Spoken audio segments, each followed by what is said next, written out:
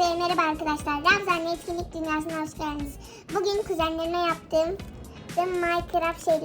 Minecraft arasının ağacını ve şu sürpriz paketini size göstereceğim. O zaman başlayalım. Şöyle bir çıkan arası var. Sıkıcı. Böyle yapışıyor buraya. Böyle bir Minecraft arası var.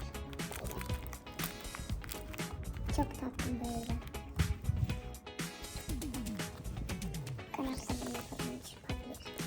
Sonra böyle ağacımız var, bir de şeyimiz var, squishy.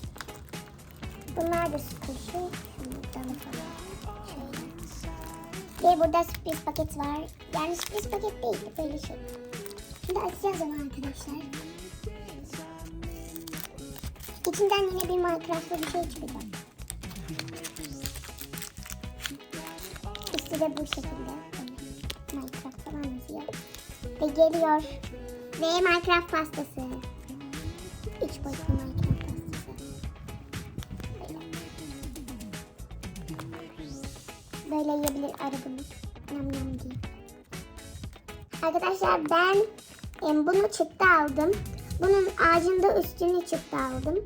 Şurasını kendim yaptım. Çünkü çıktıda şu kadar falan vardı ağacın gövdesi.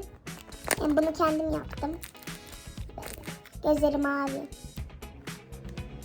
Zaten normal arı Minecraft arısı. Pastayı da kendim yaptım. Üstündeki desenleri falan kırmızı boyayla. Böyle 3 boyutlu kiremli.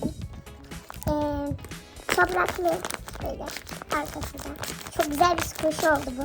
Böyle yumuşacık. Ağacın da gövdesi squishy. Şurası squishy değil ama. Odanıza böyle süs olarak yapabilirsiniz. Ben şimdi bunu koyacağım. Yandan görünüşünü göstereceğim size. Televizyonumun yanına süs olarak koydum mesela. Siz de odanızdaki masaların üstüne falan koyabilirsiniz. Ben bunları kuzenlerime yaptığım için onlar istediği yere koyarlar.